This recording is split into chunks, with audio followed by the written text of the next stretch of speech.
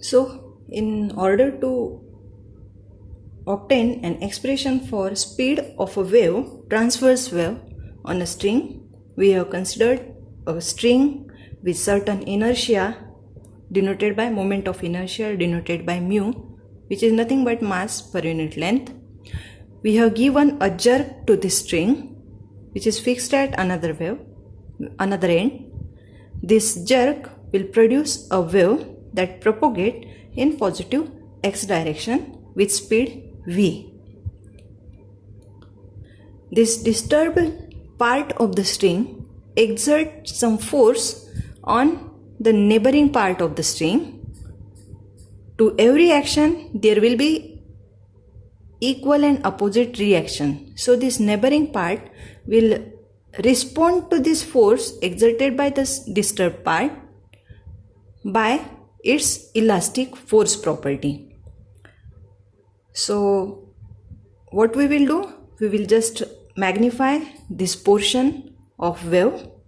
Say this is the magnified part. Let us consider a small section AB with certain length, say delta L.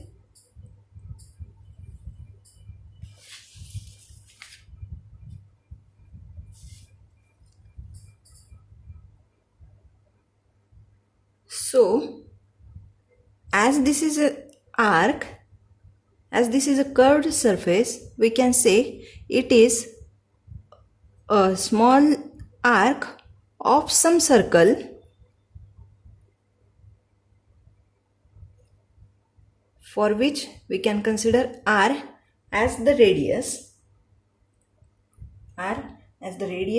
of that circle.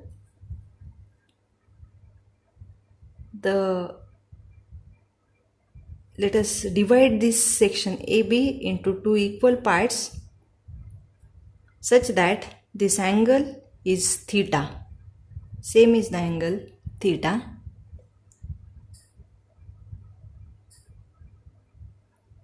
Now this section AB of the string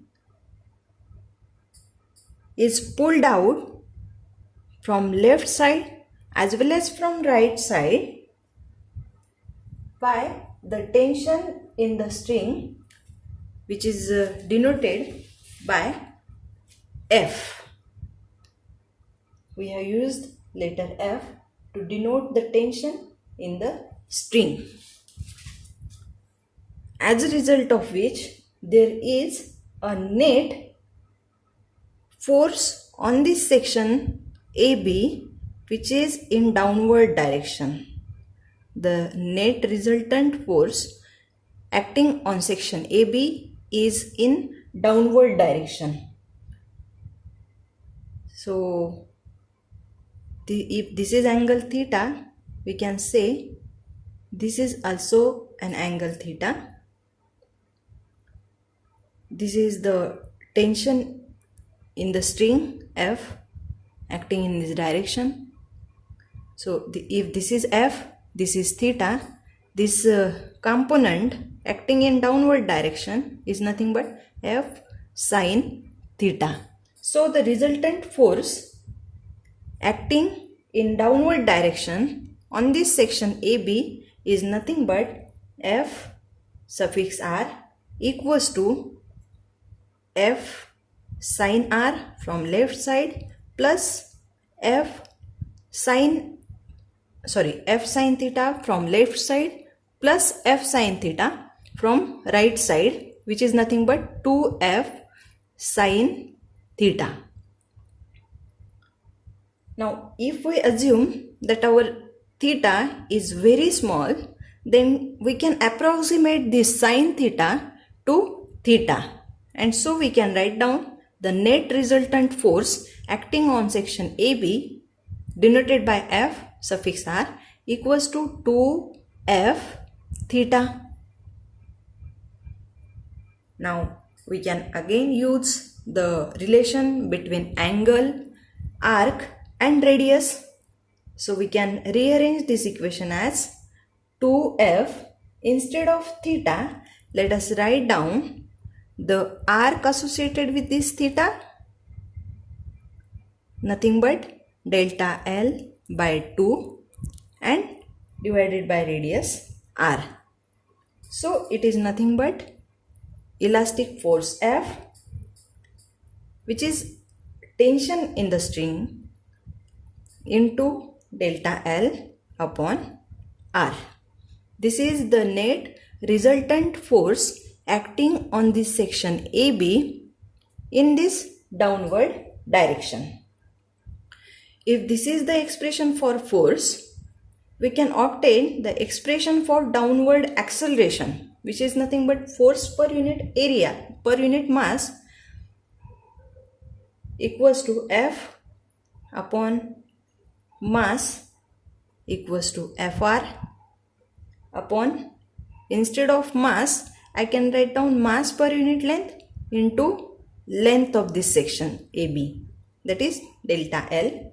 So if we put the expression of Fr, which is equals to F delta L by R, in this expression we will get acceleration A to be equals to F upon mu R, where this mu is nothing but moment of inertia of this string material. This is about the downward acceleration acting on this AB section of this string.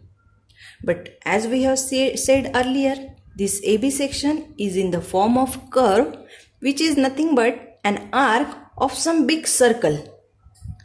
So we can consider it as a circular motion, and in circular motion there is a force, what is called it as the centripetal force, acting on that particle and is given by mv square upon radius r.